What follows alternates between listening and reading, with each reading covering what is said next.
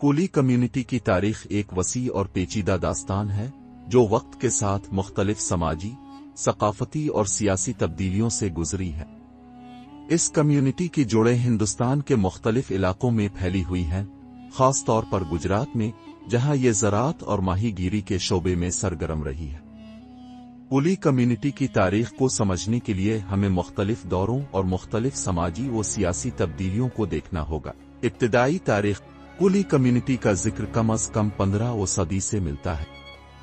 ابتدائی طور پر کولیوں کو جنگجو، قذاق، قانون شکن عناصر کے طور پر دیکھا جاتا تھا۔ گجرات کے علاقے میں کولیوں کا رشتہ دوسری قوموں جیسے بھلوں سے جڑا تھا اور ان کے درمیان بعض اوقات شناخت کے حوالے سے کنفیوژن تھا۔ سوشیالوجسٹ اروند شاہ نے اس بات کی نشاندہی کی کہ کولیوں کی شناخت کو جدید اور منظم طور پر سمجھنے کی کوشش نہیں کی گئی، جس کی وجہ سے ان کی تاریخ میں بھی بہت ساری ابہام پایا جاتا ہے۔ کولیوں کو اکثر غنڈہ ڈھاکو یعنی ڈاکو قذاق کے طور پر بیان کیا جاتا تھا، جو مقامی حکمرانوں کے خلاف بغاوت کرتے اور چھوٹے چھوٹے چیف ڈمز قائم کرتے تھے۔ یہ سلسلہ کئی صدیوں تک جاری رہا اور بعض کولیوں نے راجپوتوں کے ساتھ شادی کے ذریعے اپنے سماجی مقام کو مستحکم کرنے کی کوشش کی۔ برطانوی راج کے دوران کولی کمیونٹی کو سنگین مشکلات کا سامنا کرنا پڑا۔ 19 اور 20 صدی کے اوائل میں برطانوی حکومت نے کولیوں کو مجرم قبائل کے طور پر درجہ بندی کیا اور انہیں کرمنل ٹرائبز ایکٹ کے تحت پابند کیا۔ یہ قانون ان کمیونٹیز کو نشانہ بناتا تھا جو قانون کی خلاف ورزی کرتی تھیں یا جو غنڈہ گردی میں ملوث ہوتی تھیں۔ زمین کی اصلاحات کے دوران کولیوں کی زمینیں بڑی حد تک ان سے چھین لی گئیں۔ ان کی زمینیں اکثر بیکار پڑی رہتی تھیں اور انہیں زیادہ فعال زراعت کرنے والے گروپوں جیسے کہ کمبوہے کو دے دیا گیا۔ اس سے کولیوں کو نہ صرف معاشی طور پر نقصان پہنچا بلکہ ان کا سماجی مقام بھی کم ہو گیا۔ وہ اب زیادہ تر زراعتی مزدور اور کرایہ دار بن گئے اور ان کا کردار زراعت میں پہلے کی طرح اہم نہیں رہا۔ 20ویں صدی برطانوی راج کے دوران کولیوں نے اپنے حقوق کے لیے جدوجہد شروع کی۔ 1930 کی دہائی میں راجپوتوں نے اپنے اثر و رسوخ کو بڑھانے کے لیے کولیوں کو اپنے ساتھ شامل کرنے کی کوشش کی۔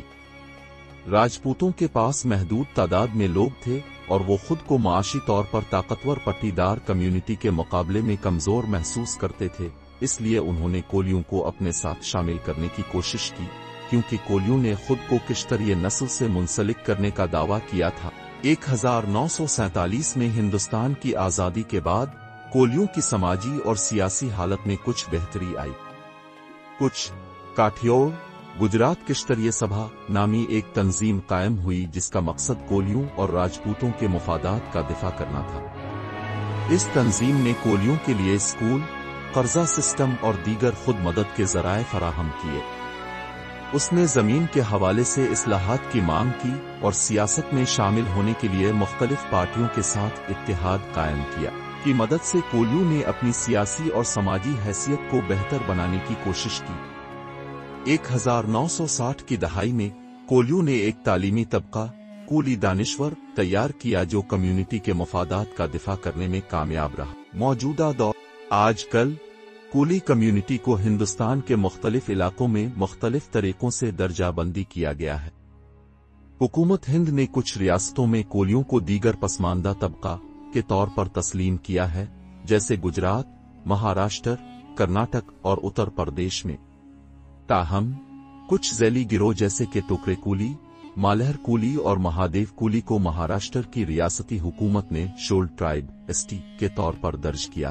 علاوہ ازیں 2001 کی مردم شماری میں حکومت ہند نے کولی کمیونٹی کو دہلی، مدھیہ پردیش اور راجستھان جیسے ریاستوں میں شولڈ کاسٹ (SC) کے طور پر درجہ بندی کیا۔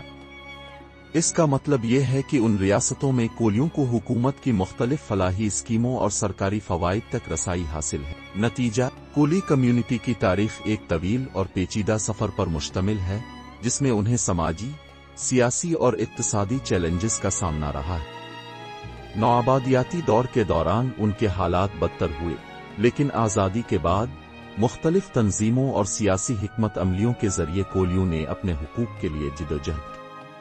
آج کولی کمیونٹی مختلف طبقات میں بٹی ہوئی ہے، لیکن یہ اب بھی اپنے حقوق کی جنگ لڑ رہی ہے اور انہیں ایک بہتر سماجی اور اقتصادی مقام حاصل کرنے کے لیے جدوجہد کرنی پڑتی ہے۔